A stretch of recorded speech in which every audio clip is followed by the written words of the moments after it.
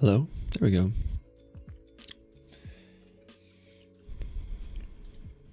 Can you hear me now, honey? Alright, sorry, Leah.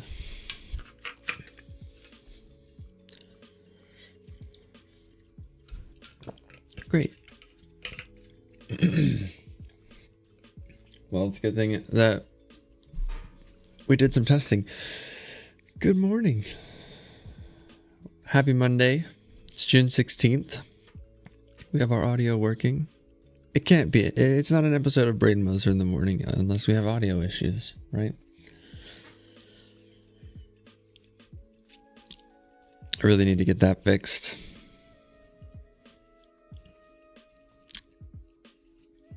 Oh well. I know on Friday I said that I was probably going to cancel my Monday episode. But last night I was just like, it would feel weird. It would feel wrong. I feel like I started this way and I'm going to finish the season this way. I just need to, step it up a notch during the daytime. Actually focus. It's been hard because I feel like when I started the show, it was something that I really wanted to do. And I told Leah, like, this is really important to me. And like, I'm actually excited for it and passionate about it. However, not however, since then though, I feel like I haven't done as much as I could have done during the day to like actually work on it. Pretty much I just get up, press go live, and then talk for an hour, and then I'm like, okay, time to take a break. I actually had a conversation with my friend the other day where we talked about productivity, because he had a somewhat similar situation growing up. He was also born and raised Mormon, grew up in a slightly like a pretty large family. Their farm situation was a little bit different than ours. It wasn't quite as like a commercial farm, but they had a sort of like a farm that they grew up on. And we were talking about how he and his brothers are all in jobs where they don't really have to do a whole lot of work, where they can kind of just like check out and not show up, like mentally and emotionally in their work. And we were talking about it because I was just honest with him. He was like, how are you doing? What have you been up to? How are things going? And I was just like, I'm spending all my time trying to run away from life, from my day to day. And I think it's something I was willing to accept internally, but I was just really afraid to tell people that I've been feeling like escaping and running away, super avoidant.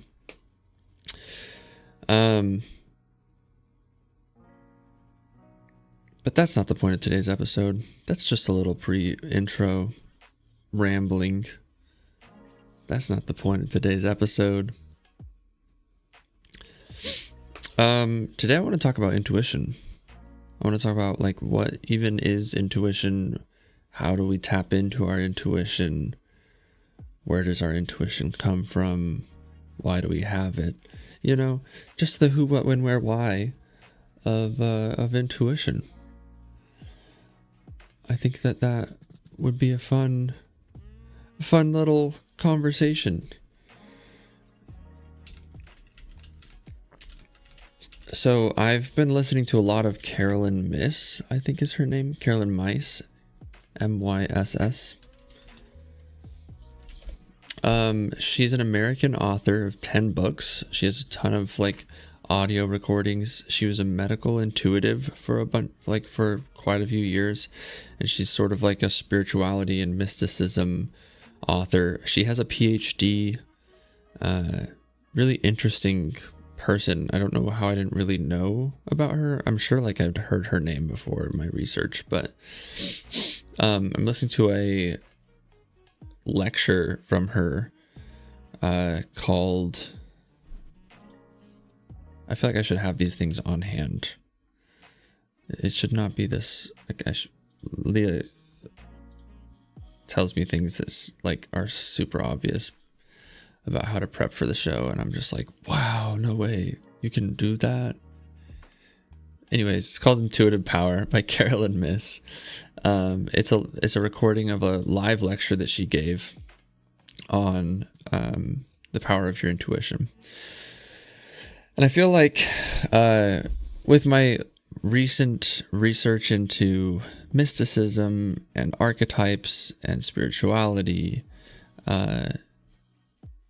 and like internal family systems through the therapy that I'm going to, I keep running into this phrase or concept of intuition.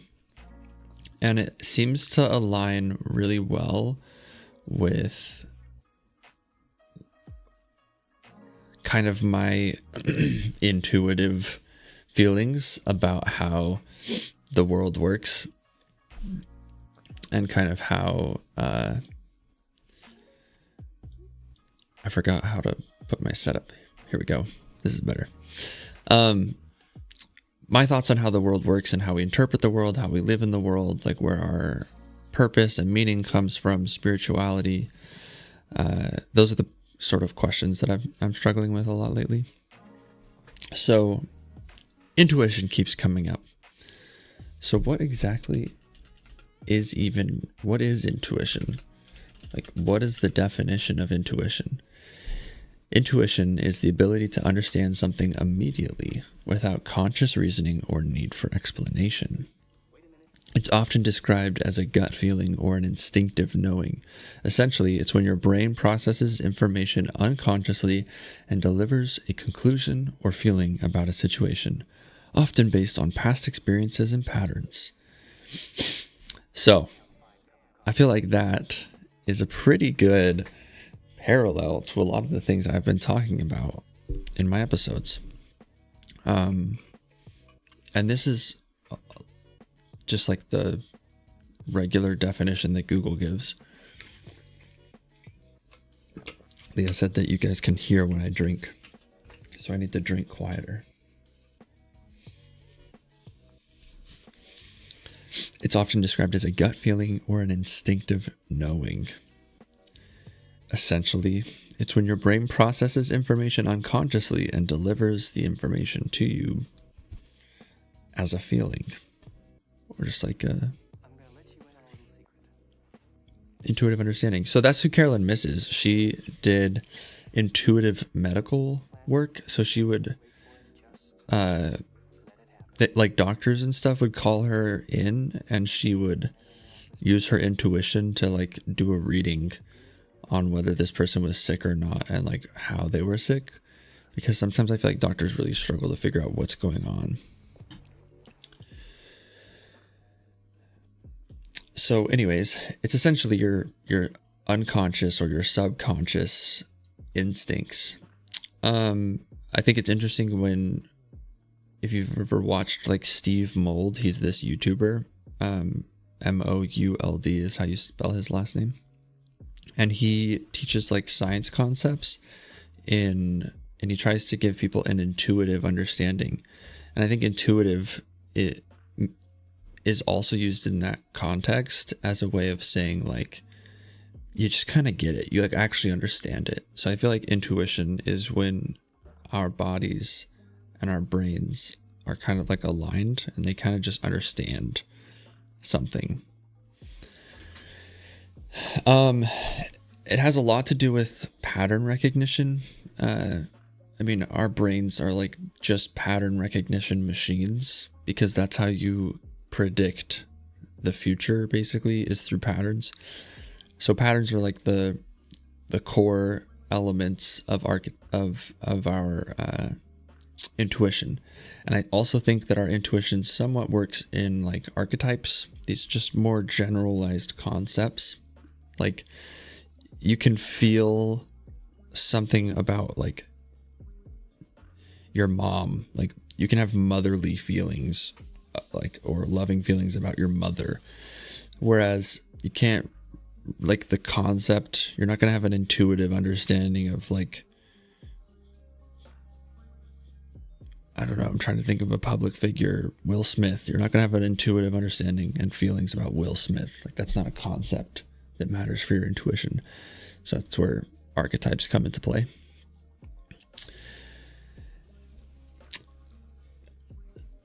So, and the reason why this is coming up is because Leah and I have had a lot of conversations about feeling like we have to just figure this all out on our own. And that once you leave religion or leave these sort of systems and structures that are built around us, you feel like kind of alone. And that you have to make all these decisions and figure your whole life out on your own, which is in and of itself its own sort of problematic question, because it means that you're trying to know your future instead of living in the present. That's a conversation for a different story, a different day. That feeling of being alone, it's pretty false. Like, we've talked about how we process 10 bits of information consciously, and then the subconscious is how many?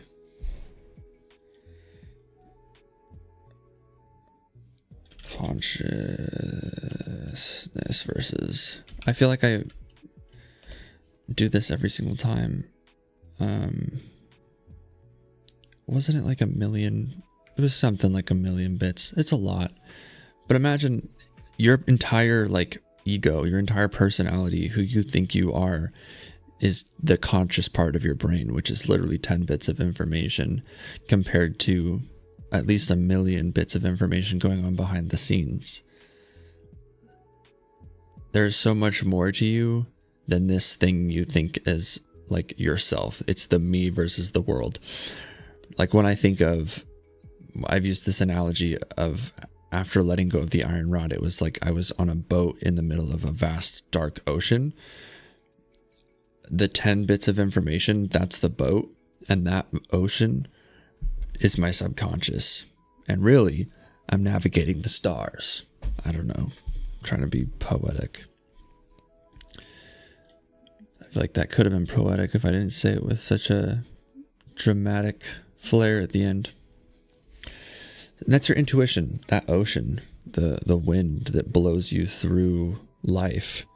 If you just kind of like listen to it, pay attention to the signs, the currents, the wind, it's pushing you emotionally in the direction you're supposed to go.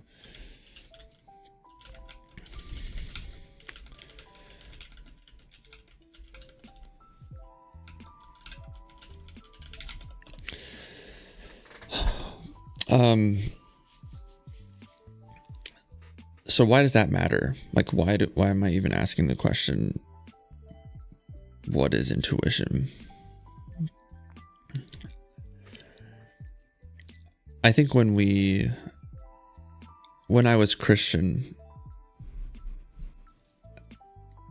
prayer was sort of the way I tapped into my intuition, and then I kind of referred to it as God. And as I've like struggled with that reconciling of like, okay, I feel like I was able to tap into something that was bigger than myself. What even is God? And I've sort of started to interpret God as, it's just like all of the extra stuff, all the extra information going on that's processing in the background, and the way that I'm connected to other things. That's sort of what I think God is now. And when you pray, they always tell you like you're gonna feel it in your body, like it feels like a peacefulness in your body, or like a still small voice, you know, that they're basically just describing your intuition. And then they use magical terms to describe it, and like mythology and mysticism. But ultimately it's just trying to explain this concept of like intuition. It's the same thing that you're tapping into when you meditate. You're tuning in, right? How often do you feel like in your life you have a feeling, you have like a gut feeling that you should do something, and then you kind of ignore it? Or like, I think it's called like first thought, best thought. When you're taking a multiple choice test, this is like the most common example. You're taking a multiple choice test. Holy cow. And you're like reading the question and you immediately think like, oh, it's A. But then you read through the rest of the questions and you start to second guess, and then you choose a different one and it was actually A. That's happened to me so many times. That's your intuition speaking up. And like, do you remember the last time that you ignored or even obeyed that like gut feeling? And what happened when you did that? Was your gut right?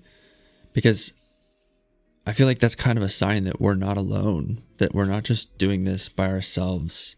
It's us versus the world. It's a boat in an ocean. Like, there is something else there assisting you, like a GPS running in the background. It's your intuition. And it's like really cool to connect it to mythology and mysticism and spirituality and like this bigger thing.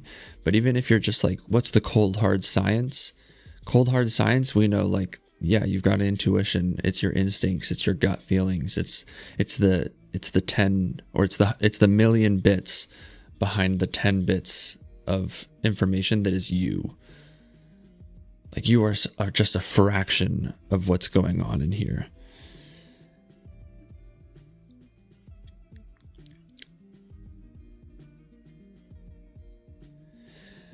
So I think there's also a little bit of a difference. Like, we have a lot of things going on inside of us. We have a lot of feelings. And I think it's really important to be able to discern between those feelings. And like, my goal is that by the end of this episode, we can kind of figure out how you'll know how to spot, like, when is it that I'm actually feeling my intuition or the Holy Ghost, versus when you should maybe push against it. When should we challenge my intuition's beliefs?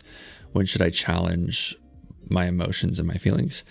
And how can we increase our ability to tap into intuition? How can we like become more sensitive to it? So that's my goal. So, and we're going to break down, like I said, I kind of want to do the who, what, when, where, why of intuition. Wow, what a long introduction. 22 minutes. So basically, that was the intro. Welcome. We're getting into it. So, who has intuition? Who feels like they have a strong connection to their intuition? Because I'm like, everybody has intuition. Everyone has it. But some people are more in tune to it. Some people, like, it's like louder for them. Some people it's always there, and some people, like, they're very separated from their intuition. But we all have meditation. If you feel like you don't have intuition, comment. I would love to hear what you think about that.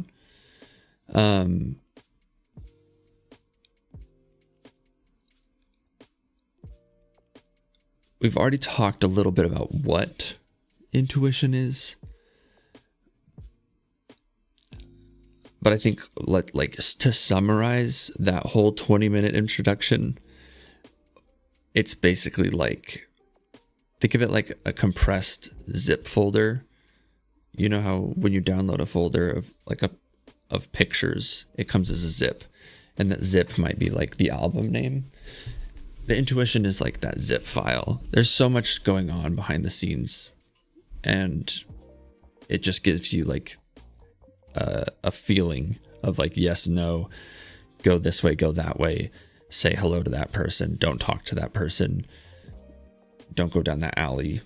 Like it's like very generalized packets of information. And you can almost think of it as like emojis. I feel like that's a fun way to think about it. Like when you send an emoji, there's so much more information there than just like the name of the emoji. And okay, so who, what, when? When do we feel intuition?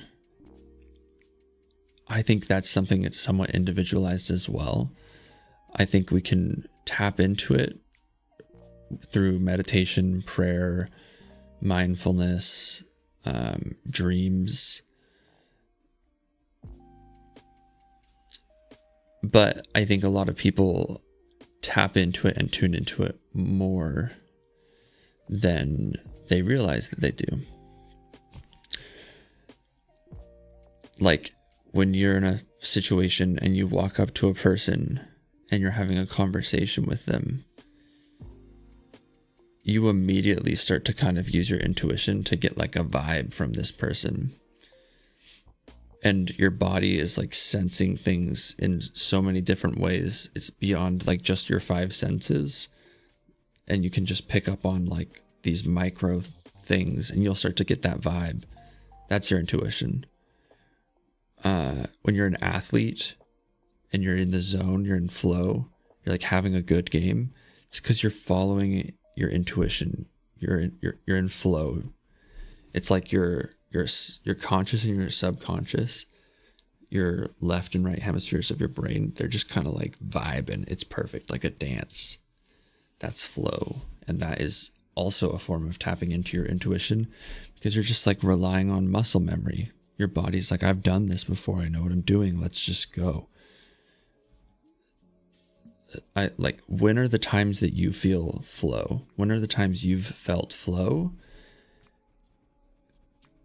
And that's also maybe a good sign that means you're tapping into your intuition, which means that it might be connected to who you are in your core. Because I think that's something we're all trying to figure out. If you're watching, you're probably somebody who's trying to figure out like who you are, what you're trying to do with your life, like those big questions, you know.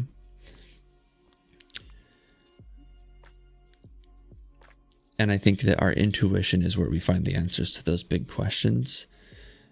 We can't outthink time. We can't try to predict the future. But if we want to know that we are going to feel good in the future, following our intuition is a good way to do that. Now, when should you challenge it? I think that's the other aspect of who, what, when, where, why. Because a lot of our intuition is based off of past experiences. Our intuition is established through patterns. And so through patterns and connections, right? Our brains are just big connect the dot things, like machines. So for me, and the reason why I kind of brought up my avoidance is because I have this pattern of, in my life, I did a lot of work where I didn't really get like to experience the payoff of that work.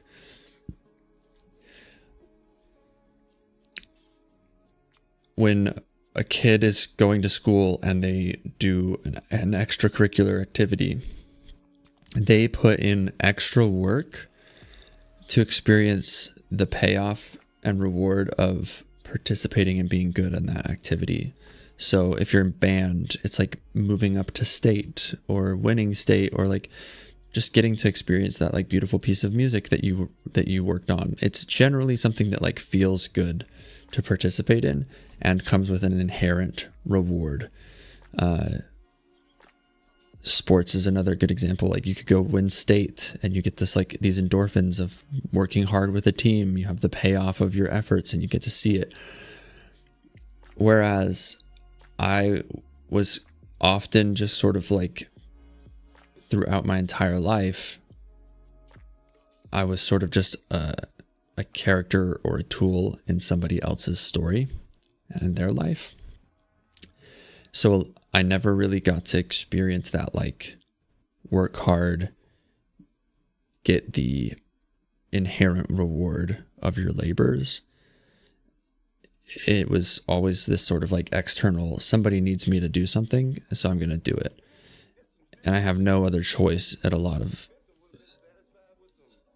different times in my life. I don't have a choice.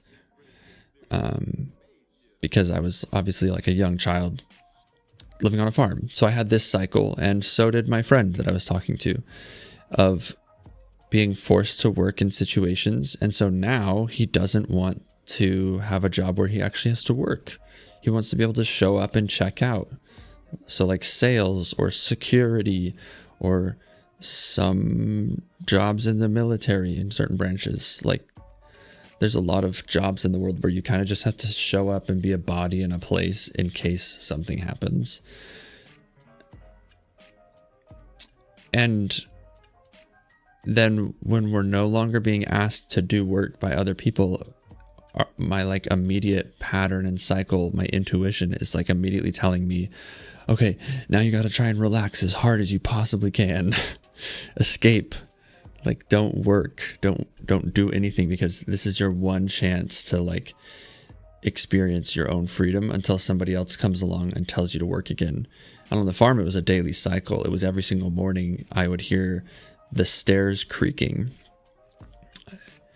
I had this like hyper awareness of one of the stairs in our house, like at one of the steps on the stairs had a slightly like a very unique creaking sound. So you could tell when somebody was coming up the stairs, just like if you heard this sound. And it was different for going up versus down. Each person in the house had a different sound. And like, that's like the level of hyper awareness that is described in like PTSD patients, of this, like, just knowing the like different people's steps while in your sleep in different areas of the house. That's some like hyper awareness. So every morning it was the same pattern of like, I'd be sleeping, and typically I would do bedtime procrastination the night before. I would read or watch anime or eventually, adult material, trying to escape from my life.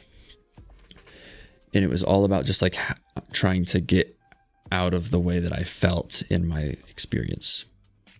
My intuition was telling me, hey, this sucks. This is not how your life is supposed to go right now. This is not your story. This is not who you're meant to be. You should be not in this situation. But because I didn't have the ability or the option of leaving the situation, really, I turned to escape. So there's the cycle that basically runs my life right now. I'm trying to work through that. And I have to know when to challenge my intuition. And this is really hard. Because, like I said, it's built by these patterns that were real lived experiences. And this is sort of trauma. This is where like the core of what trauma actually is. You have these real lived experiences. So like, it's very hard to say like, I have a lived experience and I'm going to do something different. I'm going to have a different pattern. And even being able to recognize that pattern is related to a trauma is really hard. But where you see areas of dysfunction, where you see areas of like, I wish I was different, that's like the red flags. Those are the signs we're looking for when we're trying to identify faulty patterns or trauma or bias in our intuition. And then learning, okay, I have this feeling that I should do this. Where is that coming from? Why am I having it? And is it true? Like, a good test, I would say, to give yourself when you're having thoughts and impressions is like, why am I having that? And would I give this advice to my like younger self, to like my 9-year-old self? Because if it's not an immediate like, yeah, it's definitely like, this is definitely good advice to my younger self. If it's kind of like, well, then you might want to dig into that a little bit deeper.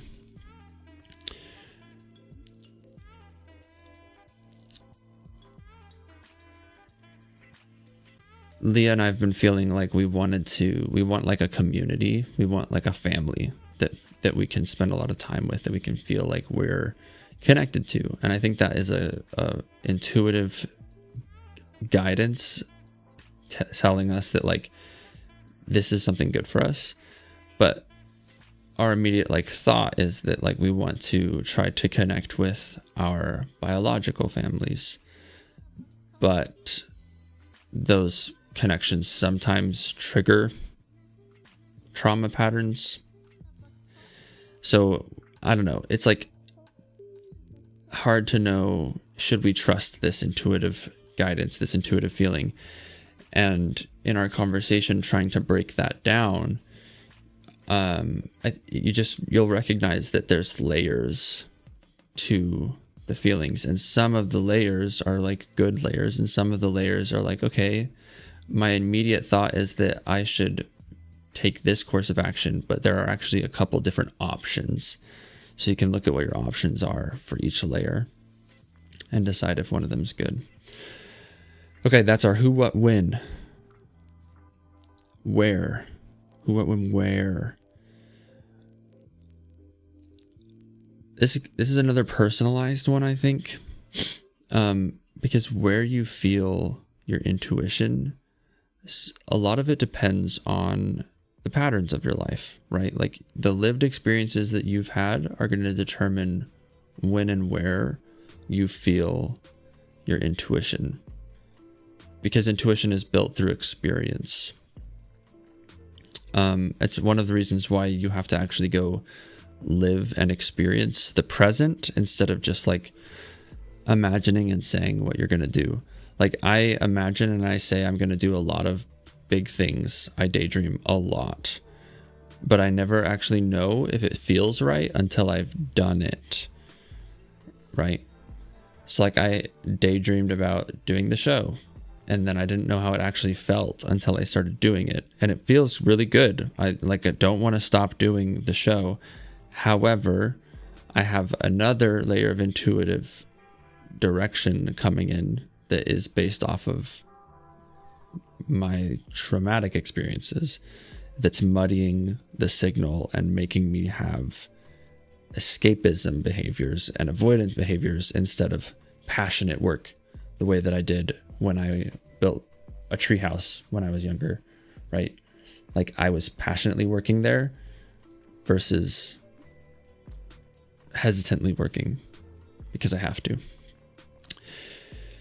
And the way that we like receive our intuitive feelings, the where within our body that we feel that, is also unique and individualized.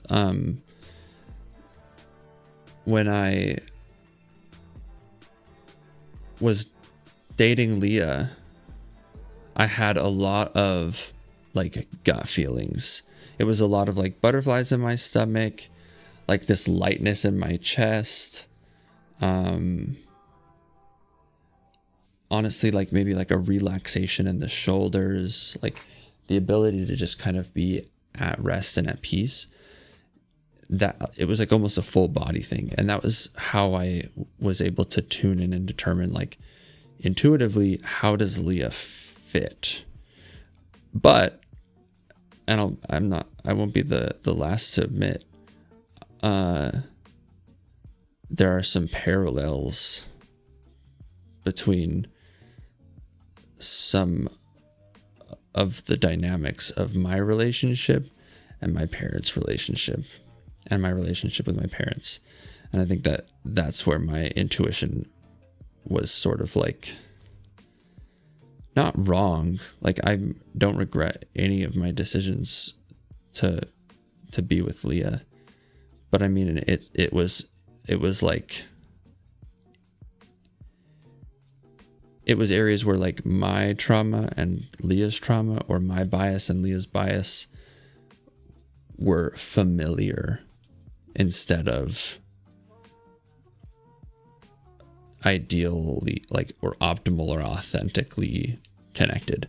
But I think that actually is good, because I think where your triggers or your trauma or your biases bump against each other, it makes you analyze yourself and your relationship. And that's what helps you actually heal, is the bumping. Because when you bump, you go, why am I doing that? And it actually helps you fix and change the things that you're trying to change. It sucks and it's hard. It's the reason why marriage is hard, but it is how we heal. So we can get it like in our body, in our dreams. I was also having tons of dreams about Leah, about the life that we could have together. And it was like so easy to picture it. Like you didn't have to force it, you know? That's another idea, that your intuition is kind of like, yeah, we're going in the right direction, baby. Post-nut clarity. That's definitely your intuition. You gotta listen to that.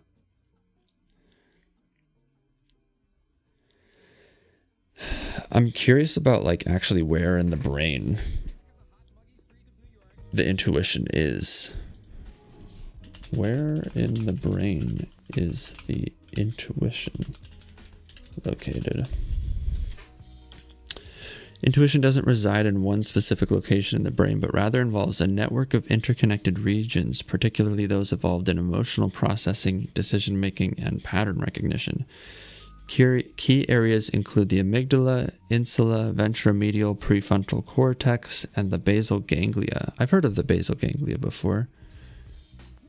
Basal ganglia, a system responsible for habit formation and automatic behaviors, which can contribute to rapid intuitive judgments.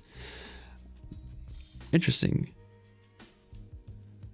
Habit formation and automatic behaviors. I wonder if my basal ganglia is like somewhat impacted by my ADHD. Basal ganglia, a group of brain structures, plays a crucial role in motor control, movement initiation, and cognitive functions like attention and impulsivity. In individuals with ADHD, the basal ganglia may exhibit differences in volume, shape, and function compared to those without ADHD. These differences may contribute to the symptoms of ADHD, including inattention, hyperactivity, and impulsivity. Oh, interesting. I'll need to look more into the basal ganglia. Just checking in, Leah, I'm pretty sure you're the only person watching right now. Are you enjoying this topic? What are you thinking about this? About intuition? This will just be a short aside here. I'm still trying to work on the format of the show. Like, I really am struggling to figure out how I want to do it. And I think I need to be more willing to just do experiments and figure out what feels good and what works. I'd love to do more prep and have like a fully typed out script. But I also really love doing like live exploration with people. When I would teach lessons in Sunday school at church, I always started my lessons, my Sunday school lessons, with like, this isn't about me like delivering a lecture to you.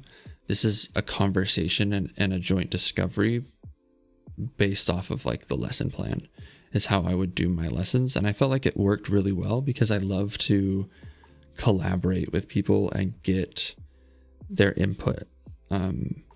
So that's what I'm trying to make this be. Maybe 7 a.m. isn't the best time for collaborative input and creation, but that's what I said for season 1. If you're watching and you're listening right now, what would be a better time than 7 a.m. for going live? How do people's work days run? When do they have time? Anyways, Leah commented, she says, it's interesting. I need to figure out how to tune into mine. That's an interesting thought, that we think we need to figure out how to tune into our intuition. Because figuring out is kind of an inherently logical thing or an unintuitive thing. Because at least the connotation that I have for the word, figuring it out. I logically try to figure things out, where it needs to be somewhat more experiential. So maybe even a better way to say that would be, I need to tune into mine to get better at tuning into mine, instead of I need to figure out how to tune into mine. Because like I said, we all have intuition. Who, what, when, where, why. Who has it? We all do. It's just who has practiced in turn tuning into their intuition and who has not.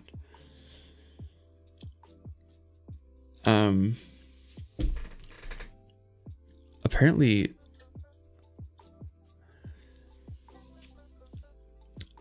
like somatic work is highly related to intuition.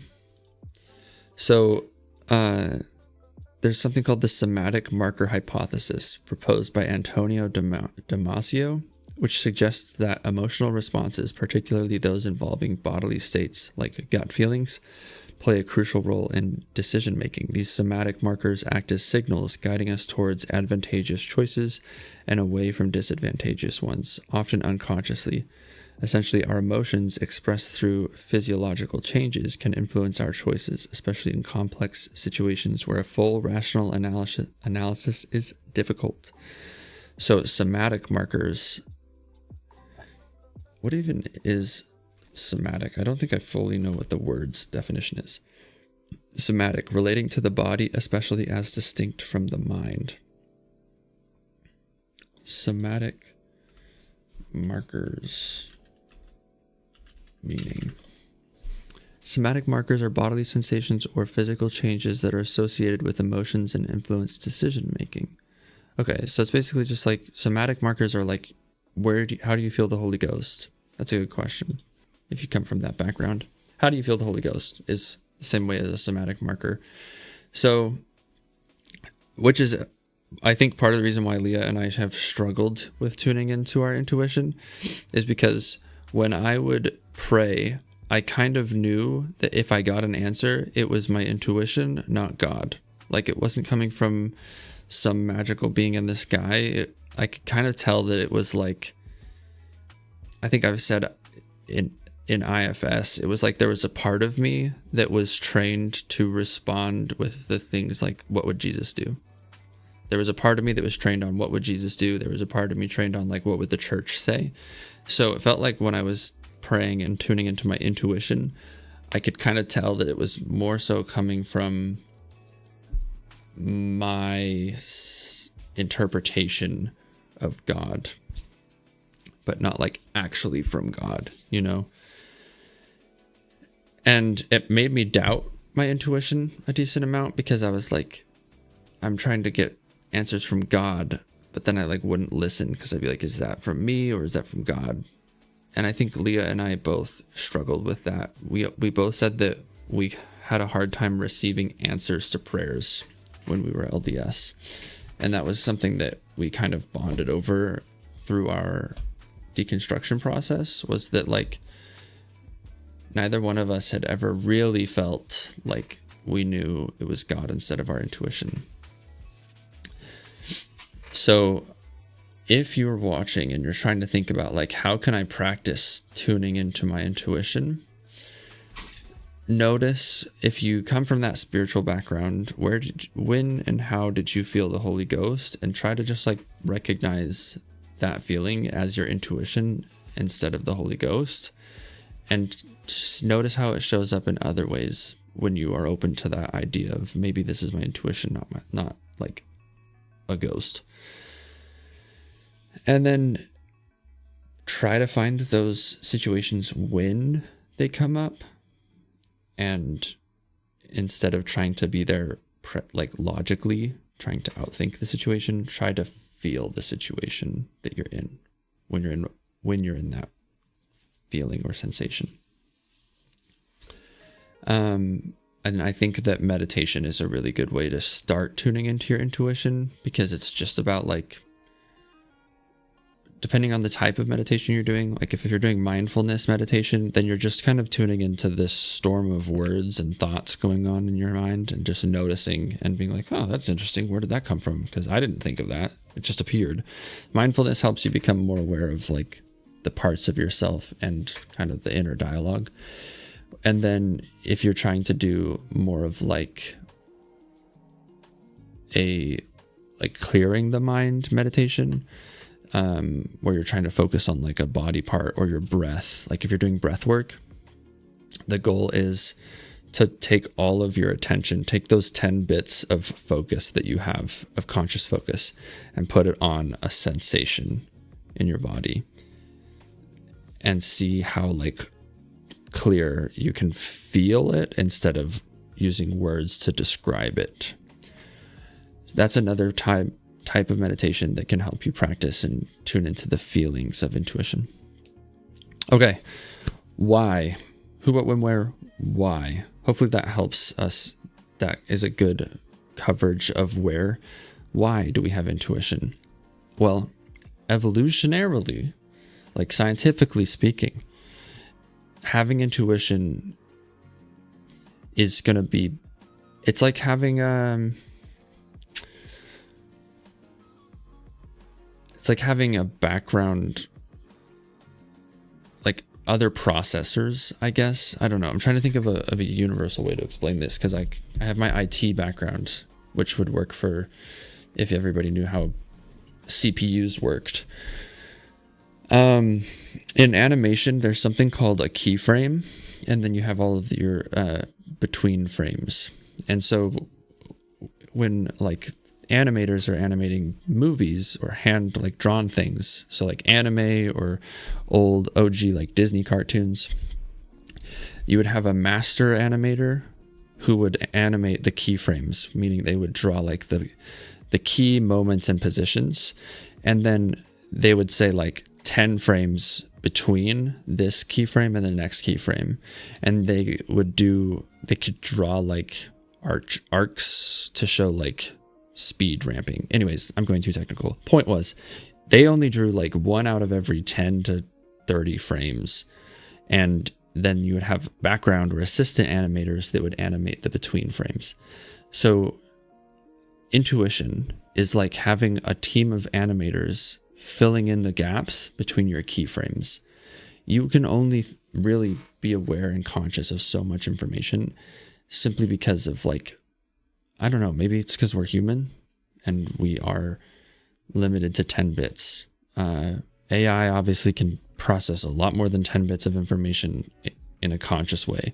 I'm sure there's some animals out there that are also more of their brain power and processing power is dedicated to the present, more than 10 bits. But for humans, because there's so much going on, so much like patterns appearing in our life, we have all these social connections, we have work expectations, we have a whole society built up around systems. It's incredibly beneficial to have background workers that can just kind of handle stuff behind the scenes for us while we focus on surviving in the present moment. It helps you create fast, accurate decisions, which equals survival. Intuition is why when you're walking down a path and you see a berry, you're like, I probably shouldn't eat that berry on that tree. You can like look at it and be like, that doesn't look safe. Intuition. Intuition is when you're able to identify, like you're looking at a path ahead of you in the forest and you're like, I feel like I should go that way instead of this way. Intuition. And it helps you survive. And it's also more efficient. The subconscious mind, whatever you're not aware of, it takes more like energy to consciously analyze and critique and think about things. Imagine how you feel after doing like a creative writing project or studying for an exam, taking an exam. That like hyper conscious logical analysis, it's it's physically exhausting. It is energetically draining. It's inefficient. Whereas your dreams are like restorative, and that's your subconsciousness running wild. So by handing off a lot of that animation or processing work to the behind the scenes people, the subconscious is a lot more efficient than trying to think of it all yourself, right? And I also think that something that can be helpful in allowing ourselves to tune in is to recognize that, like, you are not just the boat. You're not just the 10 bits of consciousness. You're not just one, like, you're not just I, me, ego. That's like 1/100th or 1/1000th of all of like what's going on inside of you. And so if your whole body is telling you, 99% of your body is telling you, like, hey, don't do what you're doing right now, and it's like telling you to like rest, chill out, I'm exhausted. But then that like 1% of you, the thing that thinks that is like the I, feels that it needs to do something different, or thinks that it needs to do something different.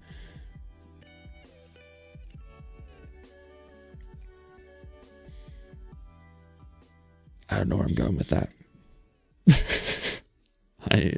I feel like I lost my train of thought there. The music distracted me. What happens if I do no music for the rest of the show? We've got 5 minutes left. Who, what, when, where, why? Why? Another reason why I feel like we have intuition is because intuition is like compression. If you take experiences and patterns and you sum it up to a feeling, like think back to your childhood, summarize it in a feeling, that's going to have more information than trying to write a summary of your childhood. Like if I said to you, I had a stressful, anxious, unique, or interesting, I think is more of a feeling, interesting childhood, that those three feelings communicate way more information than the last 10 episodes of the show that I did to describe my childhood. Feelings offer are a form of compression, and it allows us to store, like if we could think about every feeling we've had in order from our life, you would be able to tell the story of your life, the narrative of your life. You would be able to understand it in such like a detailed and rich way. And so our intuition, those feelings, that's how we make meaning in our story.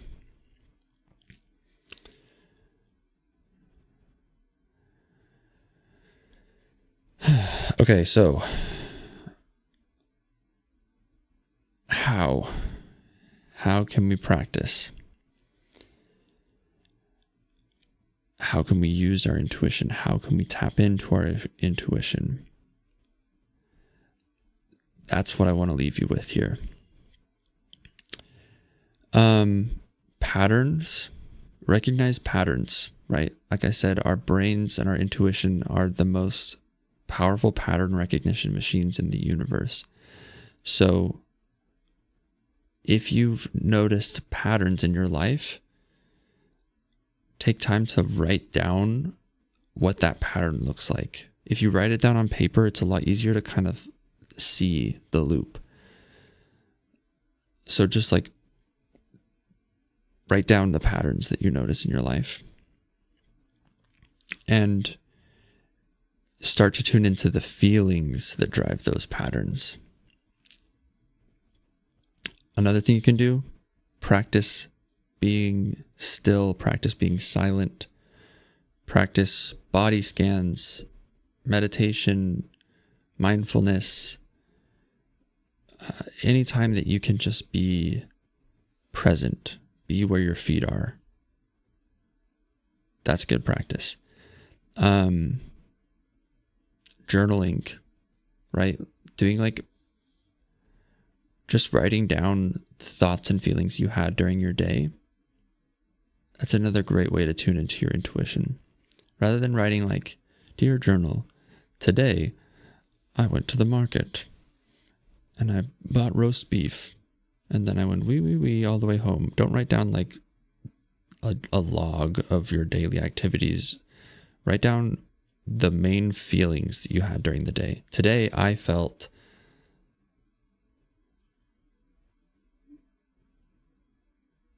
relaxed, but I also felt guilty for being relaxed. I felt like I was supposed to get more done than I did. And I feel like that meant I was being lazy, or I feel like, what does that mean about you? Why are you having those feelings? Are they true? Those are some good questions to ask during your journaling post-day sessions if you do that. And you don't necessarily have to like actually write down your journaling. You can just kind of think through it, but it's probably better to write. I need to start writing my thoughts down instead of just thinking them all the time. And then also just things that you're afraid of. If you notice that you're acting on fear, that could be a sign that your intuition is telling you something. And it's also, I think this whole conversation needs to be predicated on, I don't think that your intuition is true or correct. I don't think that it is the end all be all. And so, but it's a tool. It's you're not alone. You have your intuition trying to help you figure this out. And for the most part, your intuition is going to have a better understanding of what's going on because it just has so much more information to work with. It's processing millions of bits of information compared to the 10 that you're consciously aware of. So it's a tool there to help you.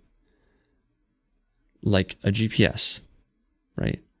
You can navigate the entire United States with a GPS, but in your day-to-day, when you're actually there, boots on the ground, and you're looking at this road and the GPS is telling you turn left, and the road looks like, I don't really want to go down that road, or I can't go down that road, your intuition is not correct there.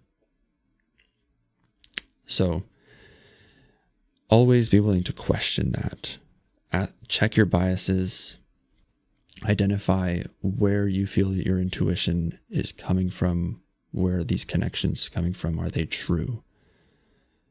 And would I share this message with my 10-year-old self? That's a super good check. And if you're hesitant, if you hesitate, that's a sign you should look into it more. If you immediately go oh yeah, I would totally tell myself this advice, then it's probably good.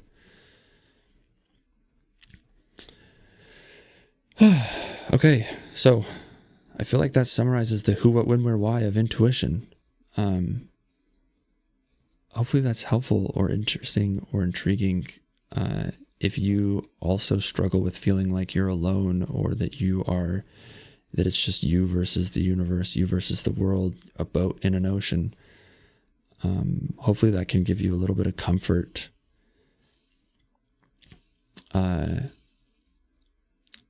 I'm curious if you are here live or watching after the fact, leave a comment about something fun that your intuition has done for you. What's the weirdest gut feeling you followed and what actually happened because of it? What are some strange synchronicities that you've noticed in your life that you're thinking, I wonder if that could be explained by intuition. My body has way more information and more senses than I even realize. The 5 senses, that's just what we're conscious of. There's so much more going on. You think a million bits of information isn't doing more than just the five senses? So hopefully that's helpful. I'd love to hear your thoughts on intuition, your stories on intuition. If you have any tools or things that you do that help you tune into your intuition. I really think that the archetypes cards that Leah and I have been looking at, I switched my camera around, so hopefully you guys can read stuff that I hold up now. So the Archetypes Guidebook, I think that archetypes are a great way to begin exploring your intuition, because you get to just go off of your gut feelings as they relate to these big concepts. And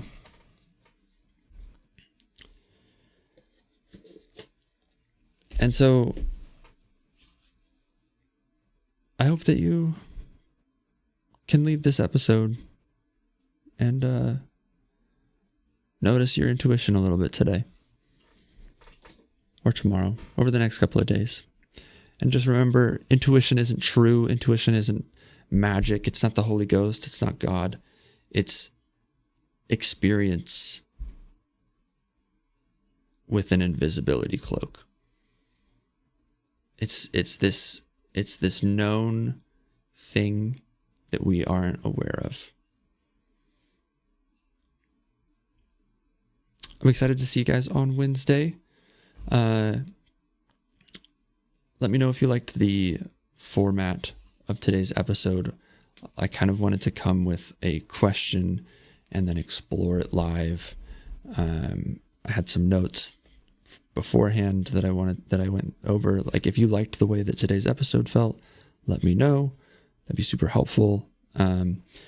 Wednesday, I might try a similar format, something different. We'll see. But I will see you 7 a.m. Wednesday, post audio check, plan in place, be ready to have a conversation. And I love you. Thanks for being here. Have a great day. Let's play some outro music or something. Bye. Love you. Peace.